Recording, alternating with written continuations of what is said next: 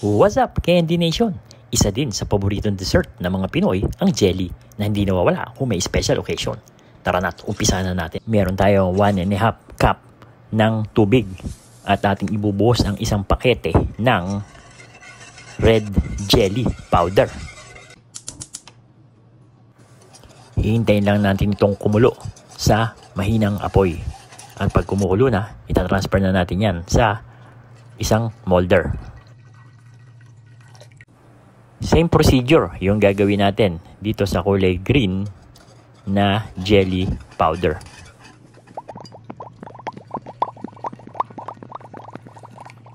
At kagaya ng ginawa natin doon sa kulay pula at kulay berde, ganun din ang gagawin natin sa kulay dilaw. Maiba pa ba yan? Ano ka ba? Hayaan lang muna natin itong lumamig at mag-set bago natin sila hiwa-hiwain kagaya nito.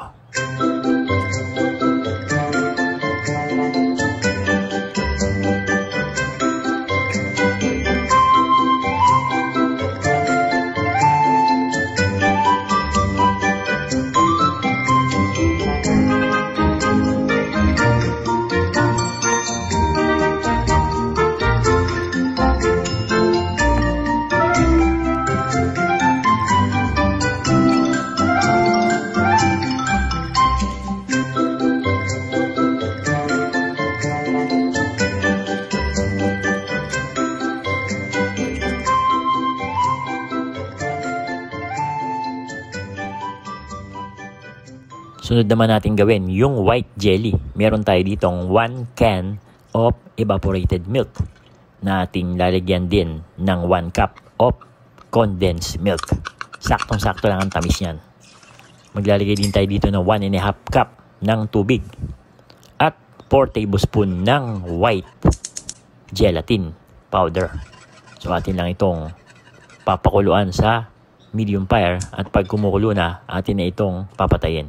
Samantala, maglalagay na tayo ng mga jelly doon sa ating molder. Kahit anong klaseng molder pwede nyo gamitin.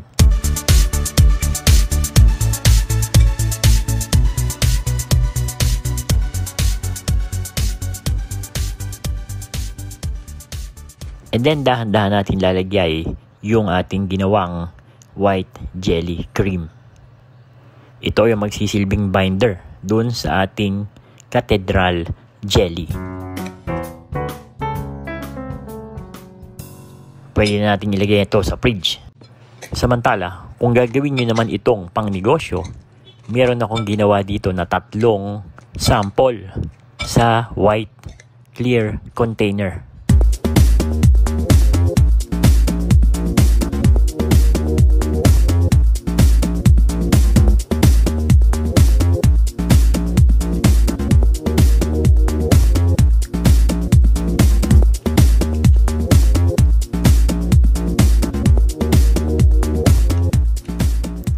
After 4 hours na nandun na siya sa fridge, i-unmold na natin ngayon. So dapat dahan-dahan lang. Tatanggalin muna natin yung mga nakadikit doon sa gilid para hindi masira yung ating ginawa.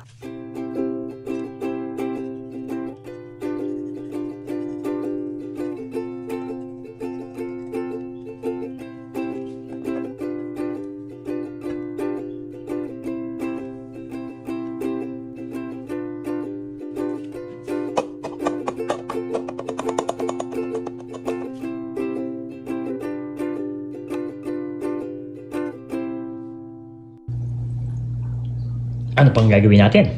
Tirahin na natin yan at baka matira pa ng iba.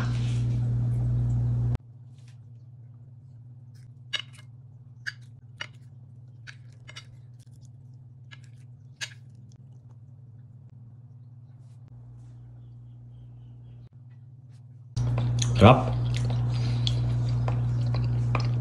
Ramdam na ramdam ko na ang Pasko. Isa pa.